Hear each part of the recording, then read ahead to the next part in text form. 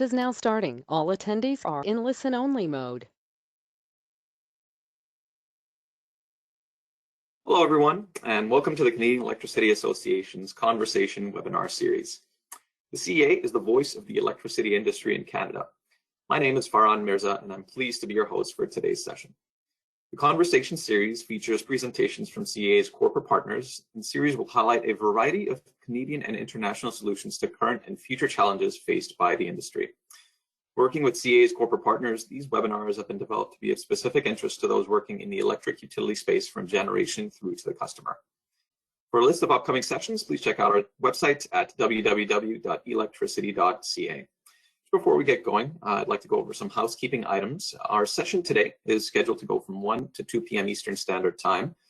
Questions can be asked, and we'd encourage you to do so as they come to mind by typing them into the chat function you see on your screen, and they will be answered at the end of the presentation. A brief survey will be sent to webinar participants following the session today, and we'd very much appreciate your feedback and are interested to hear about any topics you'd like to hear covered in this series in the future. Also, please keep an eye out for future webinars and events through CEA's monthly newsletter, Current Affairs. With over 6,000 subscribers, Current Affairs, much like the national newspaper, is the place to go for Canadian industry news as we connect the national value chain from generation through to the customer. And if you'd like to receive Current Affairs, you can subscribe to this free publication on CEA's website, again at electricity.ca. Today, Hexagon will be presenting our webinar on joint use management, streamlining a traditionally onerous process. For many utilities, managing joint use permit requests is an onerous and inaccurate process that requires significant resources to capture, track, and process permits. Today, you'll discover how your utility can automate, manage, and simplify the joint use permitting process via a web-based solution that directly leverages your GIS data. Through today's session, you'll learn how you can automate and improve the accuracy and reporting of your joint use permits records, utilizing a workflow that is shared between you and your third-party partners to track each permit from submittal to the approval process. Our presenters today are Steve Bruton, industry consultant from Hexagon, and Helda Bragas, distribution engineer at London Hydro. Gentlemen, I'd like to welcome you today to our conversation series, and I'll turn the webinar over to you.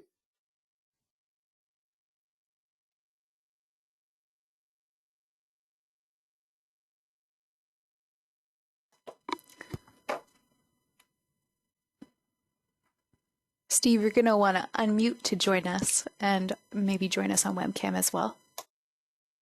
How often do we can start talking and forget that our mute is on? I know we've all done that. So I just want to introduce Hexagon if I could. We're a leader in smart solutions for utilities and communications. Our software helps utilities plan, engineer, and build and operate everything networks, all the changing networks that deliver the products to their customers. Over 600 forward-thinking and innovative electric, gas, water, and communication companies use Hexagon to manage their network model across the world. We've been helping these companies model the reality of their networks for over 30 years now. Our Safety and Infrastructure Division provides location-based network and outage management solutions for improving engineering and operations. The challenge is now that we've created and housed the data, how can we exploit it in applications and workflows throughout the utilities business operations? We help utilities control the data and enhance its accuracy while driving efficiencies.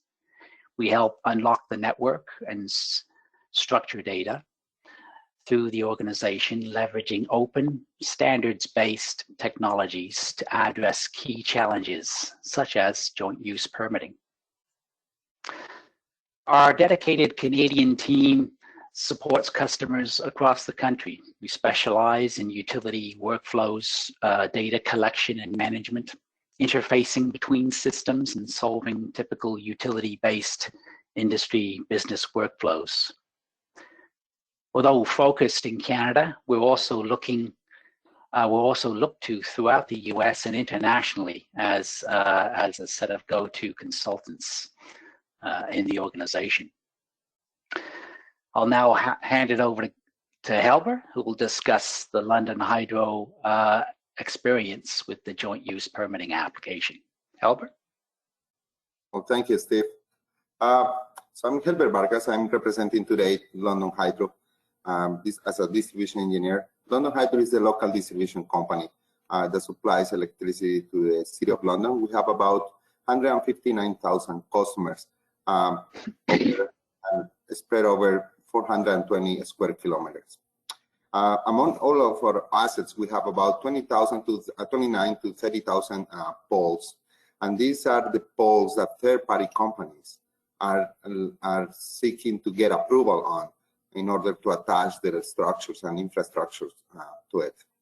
And this process in which they want to attach their infrastructure to our poles is known as the joint use. So our next slide shows some of the documents that are submitted when a third party is looking for approval to do the joint use application. In Ontario, we are regulated under the regulation 2204. There are basically three items that regulate the joint use application process. The first one is the agreement between the third party and the local distribution company. The second one is the permit form, and the third one is the engineering drawings that are has to be stamped and have to have the certificate of approval by the professional engineer in Ontario. So in previous years, before implementing the joint use management portal that Steve will demonstrate later, what we used to have is how we centralize all these joint use applications was by using an email.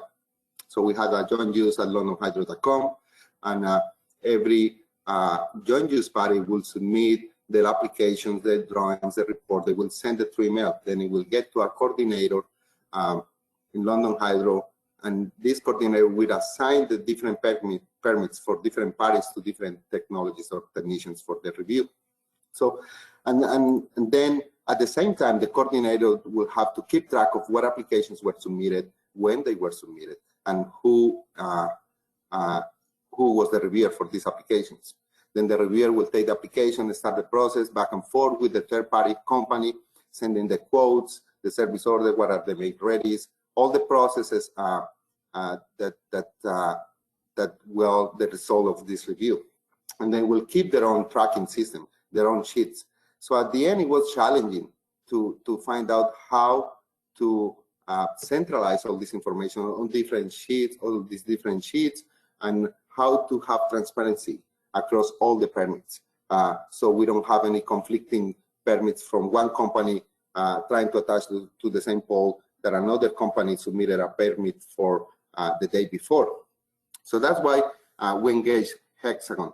And as you can see in this slide that we have now, we have a very well-established process, very detailed and comprehensive. But the challenge was how to manage all these emails, multiple email communications, bulky applications, and different spreadsheets that we were keeping track.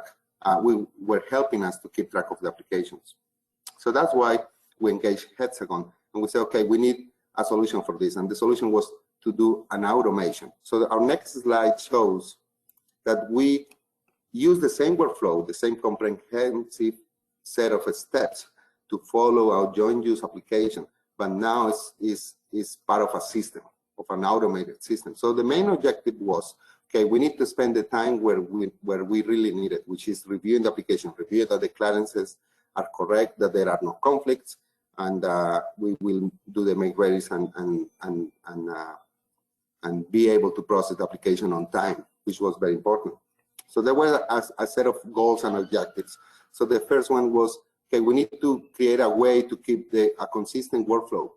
So the problem with emails is that some companies will send a set of drawings or documents in one email, then they will send a different set of documents or emails or information in another email, and then the reviewer will have to go back and forth multiple times. So there was a lack of consistency. The next objective was, okay, we need a way to have transparency across all the people involved in the joint use process. So we wanted automated notifications. And it was a big concern. So now we're going to expose some of our information outside the corporation to third parties. So we needed to impose this cybersecurity layer in our application, and that was achieved working with Hexagon and our IT department. Another goal was, okay, now we want to eliminate that step where our reviewer will take that joint use documentation after approval, create a file, put it in a filing system. We use DocuShare, then get a link and get that link sent to GIS so they can make it part of the attribute of the poll. That was a very manual step that was avoided now using the joint use portal. Also, there was an interesting case, and I just mentioned it. If an applicant sends a permit today for poll 1 to 3, and then a new third party sends this an application for the same poll a week after, but the two permits were assigned to different technicians, we have some challenging situations where we had hundreds of polls trying to be that were part of two different permits for two different companies, and keeping track of all these details proved to be challenging at the time. So and now with all the evolving and more information, all the technology that we have, we wanted to be able to create easy reports and to be able to visualize what's going on with our joint use. So we wanted to have a dashboard that will show us in real time what's going on with the application, what is the status of the application, and what were the timelines that we were incurring when reviewing the application, how much time we were spending from submission to approval and from submission to review. So we have been using the joint use portal management portal for about 2 years now. Some of the benefits was that in the first phase we involved the third-party companies. They were very pleased. There are very nice features in the application that Steve will go over during the demonstration. The first one that I can mention is the how interactive it is, because we expose our poll locations and our poll numbers, so the applicants can go and select the polls that we have in our GIS system. So we can tag those polls since the moment they are trying to submit an application. We say, okay, there is somebody that's trying to submit an application for this poll. If there's somebody else, we will be notified, and then we'll put them in contact and they can work through these conflicts. Another benefit is that we have significantly reduced the response time to our permits. So it depends on the size of the permits. There are some permits that are for 3 polls. There are some permits that are for 100 or 200 polls. So the larger the permit, the more time that we need to spend. But now we are able to see, okay, this applicant is for this, is sending an application for 200 polls. So we can prioritize and improve our response times for joint use applications. Also, reporting. We have now the ability to run reports. Every single step through all these convoluted flow chart that we see there on the screen has a timestamp. So we can run reports, run some analytics, and the government is asking always for more information. So now we have it ready to go. Well, nowadays, the best part of it is most of us should be familiar with the Broadband Act, the fast build for broadband. And this will certainly allow us to perform more analytics and see how we can improve our internal review processes in order to meet all these new demands of the industry. And now I'm going to turn the floor over to Steve, who's going to take us through a demonstration of the joint use portal. Thanks. I hope I am unmuted this time. So I'm going to take you through a typical workflow we're using the application. I'm going to sign in as a third party. I'm going to initialize and submit an application, and then I'll switch over to the utility viewpoint and run it through part of the workflow there.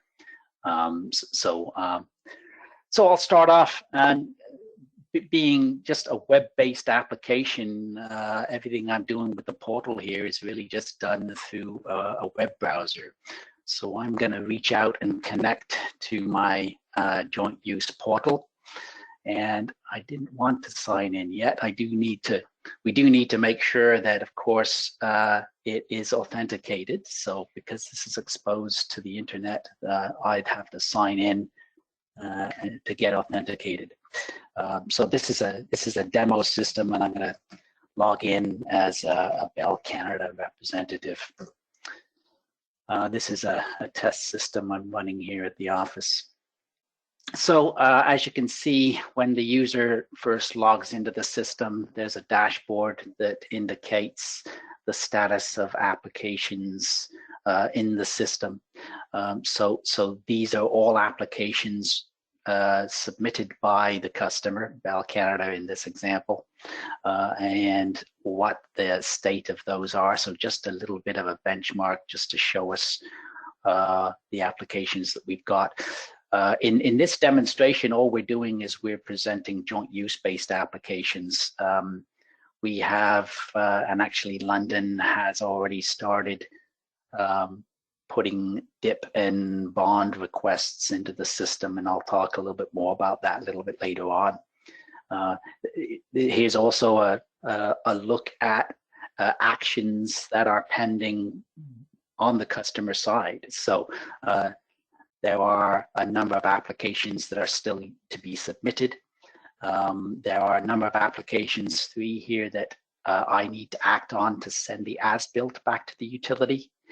And there's 4 applications that I need to revise because the utility has asked me to revise some of those applications. So a typical dashboard type application. If I needed to see more detail about all of those applications, I've got a grid view that exposes all of the applications, when the application was started, when was it last updated, what the current status of those applications are. Just a typical grid view that allows me to get into those applications and review them in more detail if I needed to. The pending actions is like an inbox. So these are applications that are yet to be worked on by me, whether that be they need to be submitted, or there's some revisions that need to happen, or I need to send an as-built back to the utility, and so on. But I'll take you through a new application process and see how streamlined that is. Again, this is just for joint use applications. Other applications would be listed here as they come online. So I've actually initiated joint use application number 90 here that we're going to follow. I'm going to open up that application so that I could submit it to the utility. So there's 3 tabs here, some general information that I see here, some poll information I'll come back to, and some documents that I add to the application itself. So I'll give it a description. This is a Bow Street rebuild that we're doing, and I need to tell the utility whether or not that a make ready is required or not required. And all of these fields, of course, are customizable, configurable to the utility's needs, depending on what you want to track. At any point in the process, if I attempt to submit the application, this is an important part. The application can't be submitted yet because I haven't filled in all the required information. As Helber mentioned, lots of applications came through the system in the old days that weren't complete. Well, this ensures that the application will be fully complete as defined by the utility before it even hits the utility's inbox. So optionally, I may have an internal number that I'm going to refer to this as. I'm going to put in my name and contact information. Of course, web browsers remember all that these days. There's a number of documents that I can associate with the application. There's a couple here. See the little blue stars indicating that they are actually required fields. So I'll come in here and I'll attach, in this case, an engineering report, information about the application that I'm putting forth, an engineering drawing. Now this could be a PDF or a CAD file that defines what's going on in that area. Optionally here, some existing permits, some structural analysis information, those kind of things could be attached as well. But at a minimum here, London is looking to have those two reports as part of the application. Then we come to identify the poles that are part of that application, and we start getting into some of the mapping capabilities. Now we're all familiar with the Google backdrop that I'm seeing here, and then I see these icons that represent the actual GIS poles that are in the system. We're also making use of Google's location services. So I know that I'm going to Bow Street in London. As you can see here, as we all used to with Google Maps and things these days, it automatically completes and tries to find the address, or in this case, just a street that I'm looking for. Of course, London Hydro didn't want to expose all of their GIS data. It's very limited what the user has to pick from here. So they've only exposed their pole locations. And as you can see, the tooltip there indicates the actual pole tag number that's on the pole. So we've chosen at this point not to expose the height and the class and inspection information and those kind of things. So, optionally, we could expose more data, but at this point, all we're really interested in is giving the third-party poles to select. So I can select individually the poles that are going to be part of this application, or quite often, you know, the poles in an area that are going to be part of this application. So it identifies the poles and the pole numbers that are part of the application for submission. I think I filled in everything that's required at this point. So I'll submit that application. And once I submit the application, it becomes read-only for me on the Bell side, because it'll then be in the hands of the utility.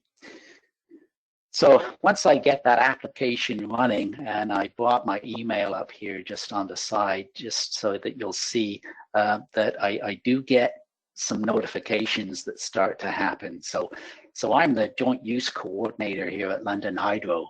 So I've got an email notification that came up to say, hey, a new joint use application number 90 has just been submitted by Bell Canada. So I know that I've got work to do and that a successful application has been submitted. So I'll sign out as Bell Canada, and I'll put on my London Hydro hat for a while.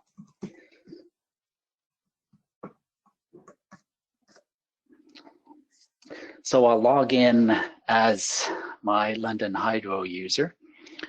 You'll notice a second notification came up. There are some automated processes in the workflow that I'll come back to identify.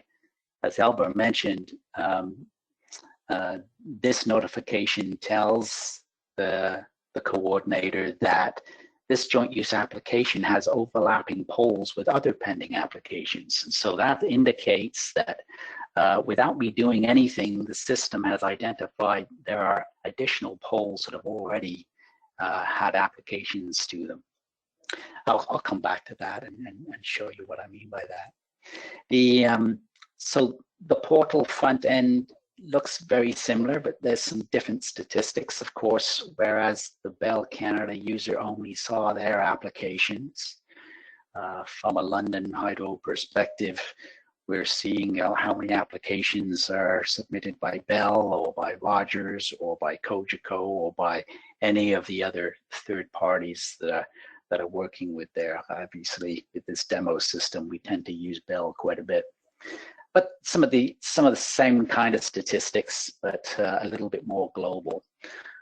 All of the applications that are currently in the queue, including, of course, Joint Use 90 that just came up, and the pending actions again depending on who I log in as, and I happen to be the coordinator, these are tasks assigned to me for me to move applications through the workflow process. So as you'll see, that I need to assign roles of joint use application number 90 that just came in. So if I open up that task, you'll see the task in front of me is really just to assign the reviewer and the approver to this part of the workflow. So I'm making sure that the application comes in. I'm then assigning who's in charge of reviewing this information. And yes, I'm going to use myself as the reviewer. I'm also going to be the approver. So the reviewer role might be double checking the engineering drawings, making sure the content of the report is in place and everything looks good. Otherwise, and if it's not, they can return it back to the third party. And then the approver is the one that that rubber stamps it and takes it on to the next part of the workflow. So all I'm doing at this point is assigning roles to the application, and then I'll complete that. I just wanted to step back for 1 second because I wanted to identify something else just before I assign those roles. So what I'm going to do is I'm going to go back. This is the application number 90. And again, as we saw in the third party's portal, here's a list of those polls that are associated with the application. Here's that list of documents, and I can bring up and review those documents as I need to. But what I wanted to do is just highlight for you, and this is an image that Helber had on a couple of slides. It looks, it's quite extensive. But what I wanted to show is that this isn't just a static image. It is indeed a workflow that shows that the application was initialized and filled in and submitted by the third party. Then the application changed ownership back over to London Hydro. The coordinator was notified. You saw that email come in. The status was updated. It was submitted to the system. There was an automated process here that did the poll check, and that is designed to confirm to see if any of the polls have other pending applications by that user. And that resulted in the second email notification that I got. So this red block here highlighted indicates where the application sits today. So the reason I wanted to show that is because right now it's on the assign roles action, which is the action that I'm about to perform. So let's go to that action. Then I'll assign who's responsible for reviewing and approving. And obviously for demonstration purposes, so that I'm not logging in and logging out, I'm going to use myself for both of those. I'm going to complete that task. And I've pushed the application over to the next part of the process. So as a reviewer, I get notification that this has been assigned to me so that I can review that application. What I wanted to do, though, is just go back to the workflow just to show you that the red highlighted block was here, set roles. And what we just did is we performed that activity. We set the status, we notified the reviewer, and now the reviewer is ready to review that application. So rather than just be a picture that represents the entire workflow of the application from submission to closing, this actually allows you to identify The gray boxes are the path that the application's followed. The highlighted box represents where the application sits today. So this is a very useful way of identifying on the entire workflow where the application sits today, what are the next steps, where has it been, and so on and so forth. The entire workflow, we're not going to go through the entire workflow today for demonstration purposes, but obviously you can see there's an approval process that goes on. If the application requires make-ready work, there will be a quote that goes out. The quote goes out to the user, the applicant identifies it, they submit payment, and the entire payment stream is being followed as well. Also, there's a make-ready in here. If we're doing make-ready work, that happens in this workflow as well. Where does that happen? I think it's in here somewhere. There's the service order for the make-ready. The make-ready gets completed. The applicant is notified when the make-ready is complete, and then we wait for the as-built work to happen. So it is a pretty complete workflow. The workflows are adjustable by the customers. So some customers may choose to simplify the workflow a little bit. Some customers may have more detailed workflows. It's by no means locked into what you see here, but you can see that it is indeed dynamic, and as the document, as each application runs through the cycle, that changes. We've also got, of course, for auditing purposes, every step along the way, everybody that touches that application, whether that be submitting, assigning roles, reviewing the application, and so on and so forth, every step along the way, that information is being tracked in the system. And we even have a more in-depth log that indicates every single data entry that gets made in the system, who makes it, when the data entry was made, and so on and so forth.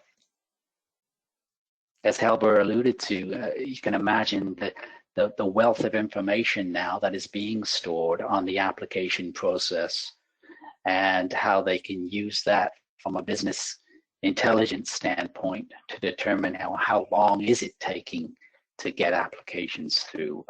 Are there any bottlenecks in the application process? When are the busiest parts of the calendar year for applications? And it helps in various different ways. So I took the application through the initial part of the workflow. What's the next step here? So at this point, I'm reviewing the application, and is it ready to move on to the approver? It is. Otherwise, I can return it to the applicant. So I'll say to the approver that the application looks good.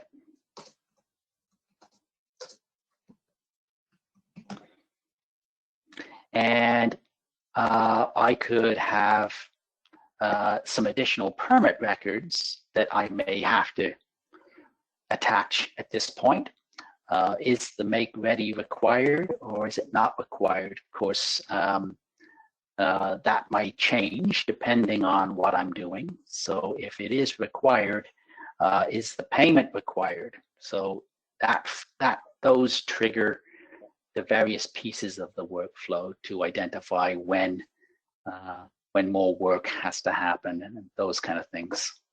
So I complete that stage of the workflow. Yes, please. And the application progresses. So where are we in our workflow now? This indicates that we've now gone through, we've set the status, we've notified the approver, and we're now awaiting approval. So in the approver's bin, is the application waiting to be approved. Okay, so so as you can see, it becomes really simple, and the steps in taking us through that workflow are quite easy to perform. They're not that challenging in most cases. They're just simple questions and pushing the application to the next stage in the workflow until it's completed. So it's been working extremely well. The third parties don't have to ask the where my application is, where is it in the life cycle. They will constantly be made aware of where their application sits and what that needs to look like. And it works quite nicely. So as you can imagine, I could take another hour and a half potentially and take it through the entire workflow at some point. I'd be happy if someone wants to see additional steps of the workflow, but it can be somewhat repetitive, but it works quite nicely. What I'll also show, as Helber mentioned, is that the everything going on in the system, it was originally tied to these GIS pole assets. So the good thing there is, and I'll bring up our Hexagon G Technology GIS. So this is the application that the engineering folks are using to do their work with their London Hydro assets in G Technology. So if I'm working in my GIS and I'm querying information about that pole, I have a tab here that tells me that these are all of the pending applications relative to that pole. So now I think I extended mine for demonstration purposes. I know what London is doing is their engineers only really need to see approved applications. So it would only be approved applications listed. For demo purposes, I like to open it up and see application number 90 that we did today, and that's the application that I just submitted.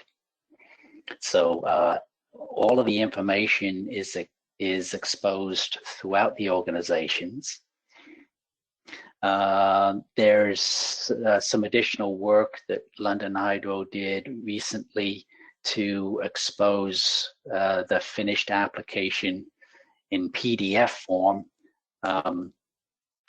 This would actually be a link to their document management system. I'm not going to get into the detail here, but this joint use permit form, this document or sample document is actually generated by the application. As soon as the application is approved, this document in PDF form is created and attached. Because of course, yes, we're a nice digital platform, but we still need paper at some point in time. So this allows us to have users sign those things off and things like that. So this is the piece too that, as you can see here, the full package would include all of the engineering drawings that were part of that joint use application and so on.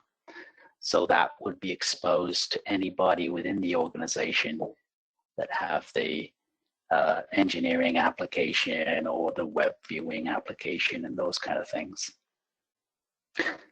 So that's sort of what I really wanted to highlight and demo today.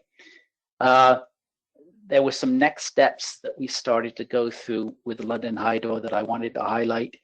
And I don't expect you to see the extensions here, but we did make some adjustments to the workflow after it was being used for a year. The business folks decided to have a clerk put together that package I just showed you, which is a hyperlink that gets exposed and logged into the document management system. Although that is a semi-manual process, we could integrate that into the workflow so that the clerk actually does that work and gets notified of that work needs to happen as part of the workflow. So there was a small extension that we did recently. What we're really proud of is the dip and bond requests that from the start of the project we knew we had to do. We started with the joint use version of the application. It was more complicated, and during our deployment, we did some knowledge transfer to the business folks in IT at London, and they actually then ran with it and they developed the dip and bond requests. So they have that. They're testing it internally now, and they'll be rolling that out within the coming months to the third parties as well. So we're quite happy that the customer was actually able to take that on and move it forward.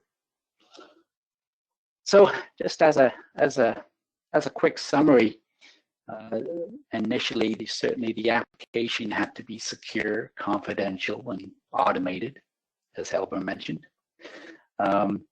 Security was important because this was an application being shared on the internet.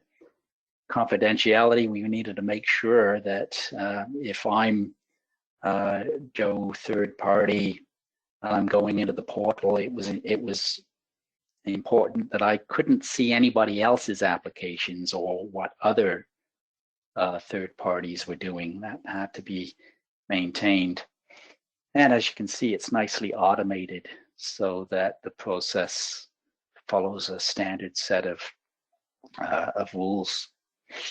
The third parties can then monitor the applications themselves. They know exactly where the application lies, which applications are back in their hands to progress through the workflow. All of the team members that are third party and utility based are all kept in the loop by the notifications that are built into the system that are kind of nice. All that information being shared with the GIS and engineering folks was nice, because as they're doing work, road widening or what have you, they can see if there are pending applications out on any of those poles right in front of them. They don't have to go out to an external system. So they can let the appropriate parties know if they have plans to relocate plant while the application is still in process. And as you can see with that digital workflow, and as Helber mentioned, this new Build Broadband Faster bill that just got announced in Ontario, it's going to become really important for the utility to know exactly what the time frame is for get the applications through their systems. And the wealth of information that we've started to collect over the last couple of years lets London Hydro certainly better manage what they're doing and report on that. So those were some of the things that came out of the application. It was a great project, a great experience for Hexagon and London, and one that we're looking at putting into other utilities around Canada.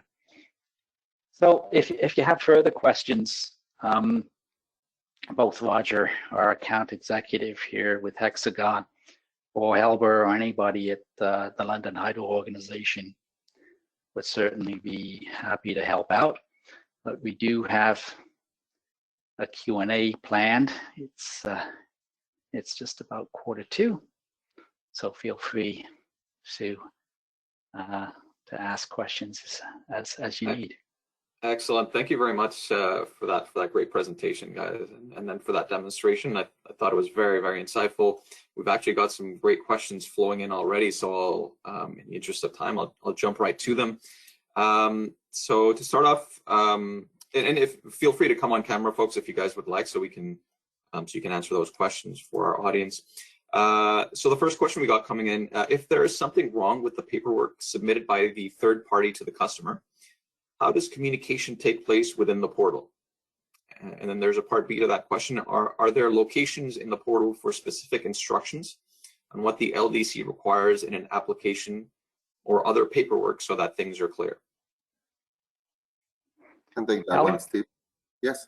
Yeah. So if there is something wrong during the demonstration, Steve showed that there is a part where the reviewer can approve or reject the application.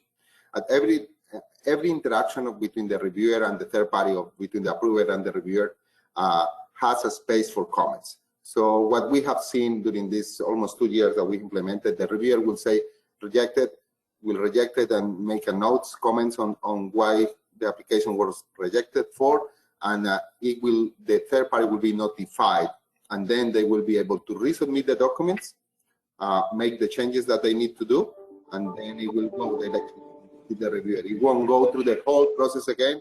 There will be a communication between the reviewer and the third party. So that's the first part. I think that answers that part. So we do have a mechanism to notify the third party if there is something wrong. We reject it, make the comments, they will resubmit the documents or whatever to make any clarifications.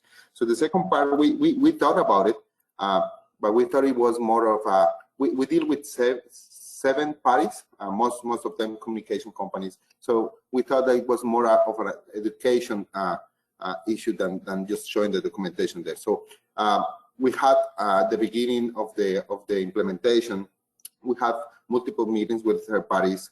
We have 2 training sessions, and we also came up with a training manual. So not a training manual, so it's a licensee manual. So they can use the application and they will only see what happens on their end. They won't see our workflow. And we have our own manual for the employees. That was the way. And because the joint use process is actually regulated in Ontario, and the steps are very clear and what documentation they need. The engineering drawings with the stamp from an engineer and the certificate of approval. But that's, I think at some point, Mohammed said that we can include that as part of the portal. There are other utilities that put it in their own websites, all the requirements. But there was certainly a need for that educational part of the implementation and being in agreement with them. When we started the process, we consulted them. We say, okay, we're going to do it. We're going to do this. We don't need your permission. We are just informing you that we are going to do it because it's for the benefit for your own and our own benefits. We just wanted to streamline that process, make it much easier. Yeah. Great, thanks. As a follow-up to that, how about billing? Does this system tie into the updating of permit counts and ultimate annual billing? And can this be automated through the system, in other words? Good. So the system is not integrated with our billing system like the joint use portal, but what we have seen is how fast you can generate those numbers for finance. So how we operate every year at the beginning of the year, finance will send an email, say, Helber, how many polls we have for this company this year, how many polls for this, how are we going to build it? Now I don't have to go to a spreadsheet, for my spreadsheet, to the reviewer spreadsheet, the coordinator, which ones were approved and which ones are not. I just, as IT, give me a report of all the approved permits in 2020 and per company, number of polls and times. And then I just send that over to finance. It's much easier. It's not for sure, but it's much easier. Yeah. For sure. Thank you. Is it possible for the LDC to alter the workflow by itself or on the fly, or Hexagon to make that happen? I'm just going to say a little bit what we experience, and then I will leave Steve to talk about that. So right now we are implementing 2 different workflows. One for, they submit their application, they have the dips and bonding points for the first application, but then some companies, they have a new dip or a riser. for an underground service. So they will submit a different deep application. We're implementing that one on our own. Our own IT team is doing that. We are just finishing up this week the UAT, the user acceptance testing. And yeah, the short answer is yes, we are able, but it depends on your IT team. I don't know, there was a knowledge exchange with Steve and their team. And yeah, Steve, if you want to answer.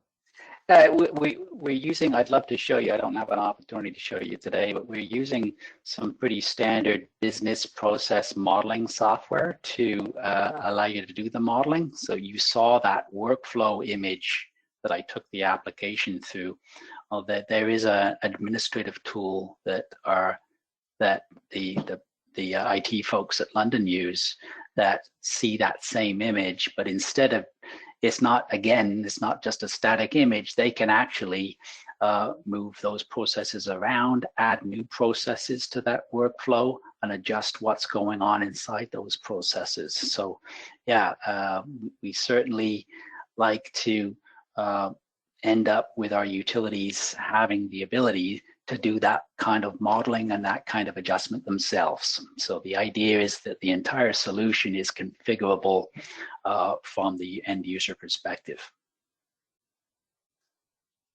Great, thank you, gentlemen.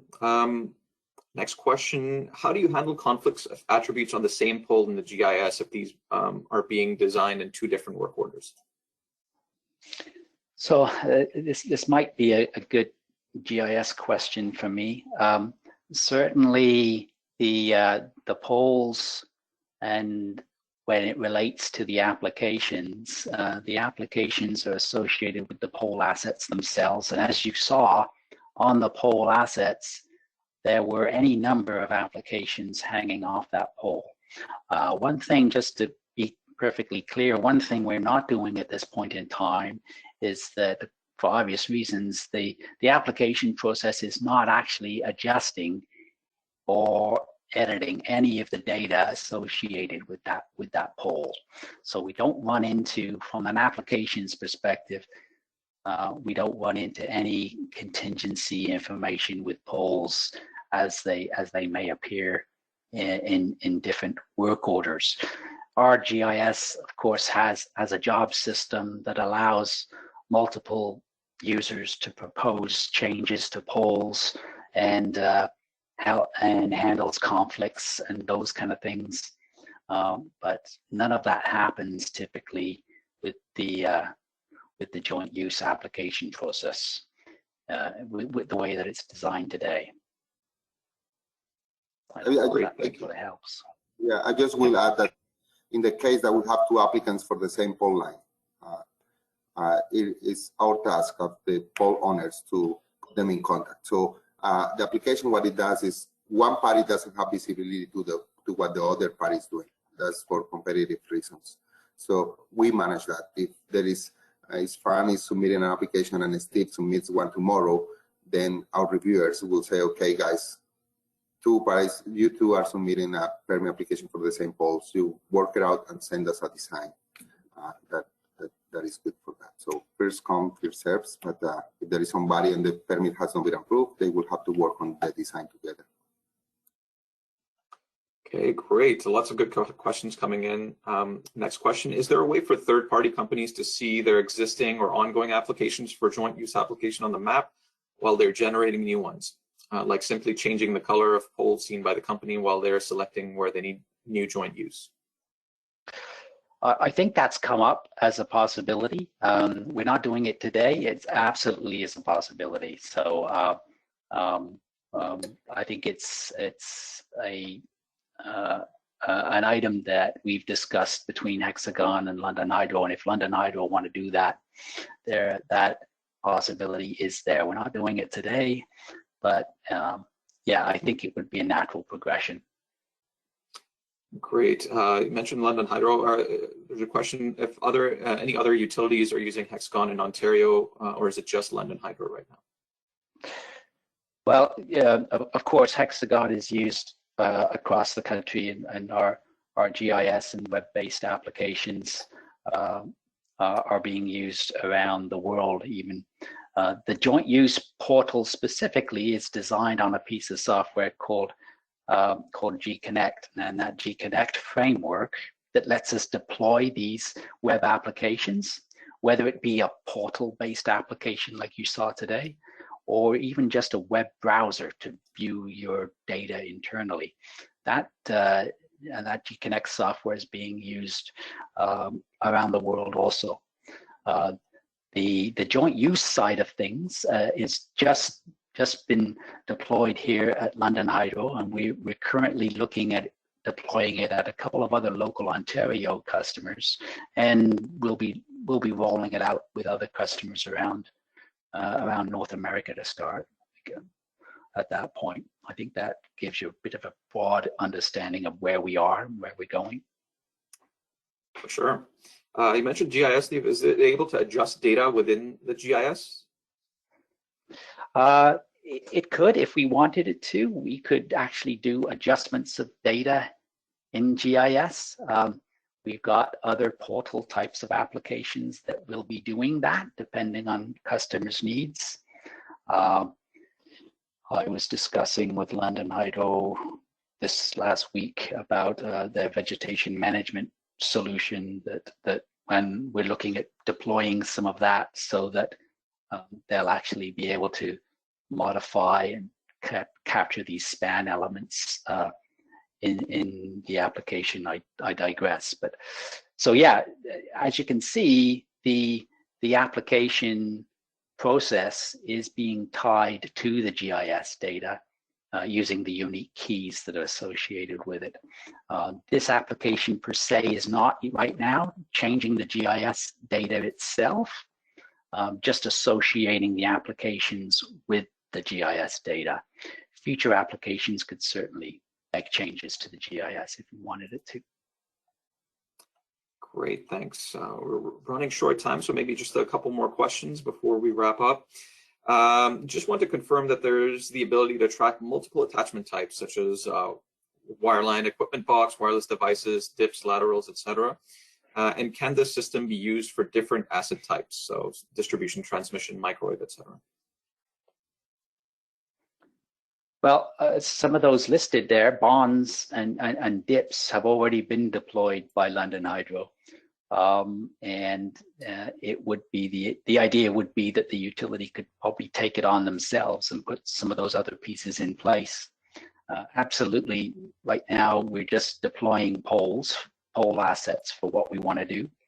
But if you wanted to deploy other devices that you had in your GIS and allow customers to tag those and do applications based off those, we could certainly do any of the data that exists in a GIS system. We could certainly address.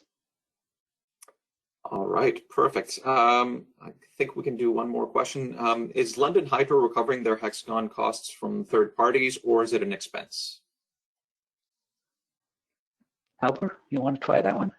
That was a good question. It was an investment we did in order to improve our response times and to put the time that where we really needed. We was reviewing the applications. Yes, we are regulated. We charge every single party the same price as per the Ontario Energy Board. That's it. Okay, great. I think we should wrap up now as we're heading into time. There were more questions, but we will try and get back to them after the webinar.